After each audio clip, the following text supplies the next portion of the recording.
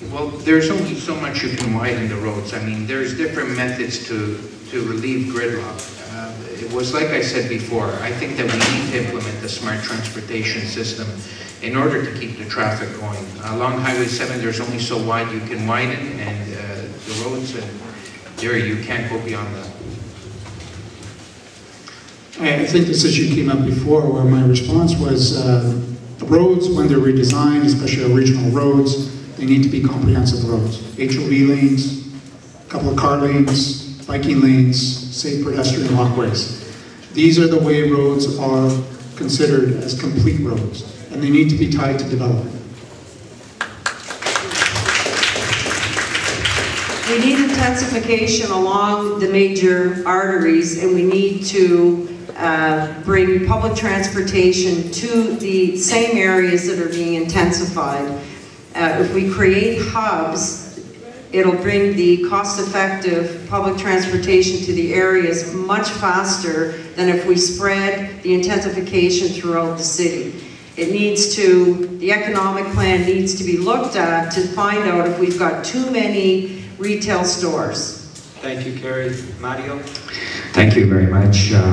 The focus should be, in my view, to maintaining a live-work ratio of 70-30, so that we balance, so that people live closer to where they work, and therefore reduce the gridlock that's now in place. And in addition to, of course, the smart road construction that I spoke to earlier, linking some of the Thank you, Mario. Michael? Thank you very much.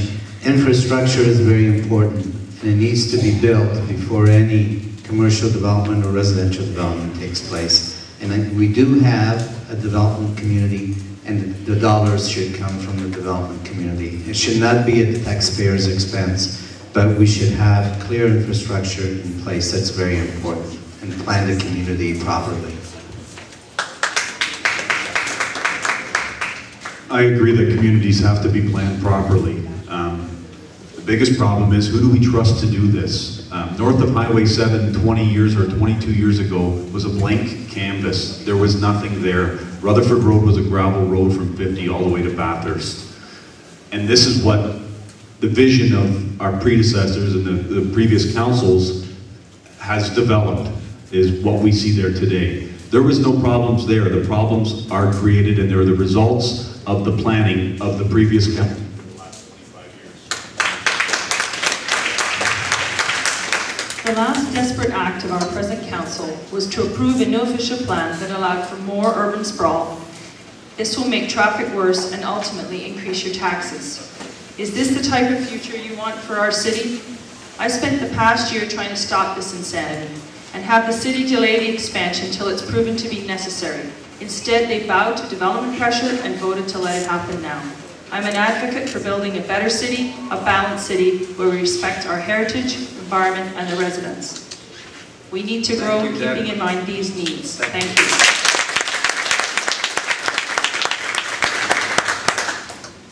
The new official plan provides a balanced road, and I believe it's a good plan. In terms of the sprawl, I think whatever we build, we need to provide the proper roads and the proper access, and indeed the public transit to accommodate and provide service to all residents, and work with the community to do so, and making sure that we have proper traffic capacity to do so. The problem has always been that the development comes before the infrastructure, and the infrastructure has to be there first. Roads like the Dufferin Road between Steeles and Centre is a perfect example with the HOV, the car lanes, the bike lanes, a wide pedestrian median that you can actually make it without getting hit by a car. That's what needs to happen, and you need to not have advanced lights going in one direction while the rest of the traffic is gridlocked in the opposite direction. One of the many plans that we approved this past term of council was the Recreation, Pedestrian and Bicycle Master Plan, which will be implemented, I suppose, certainly in this next term of council.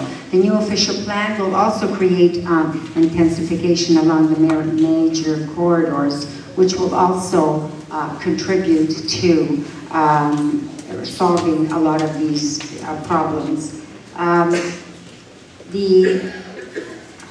Over the past 20... Thank you, Joyce. Sorry. I think the biggest issue has been the last 20 years of growth in Vaughan with the patchwork developments throughout the city. That's caused this gridlock and traffic congestion in the city. Unfortunately, suburbia was there. We have to deal with intensification, and all that should happen along the Highway 7 corridor, and give the developers again the incentives to build, and hopefully direct transit routes will be the solution there with the future development. Thank you. The pressure only worsened due to unstrategic planning. Remember who caused this type of planning. We are playing catch up for years. It's not only the traffic system, it's the social services, it's the schools, it's the hospital.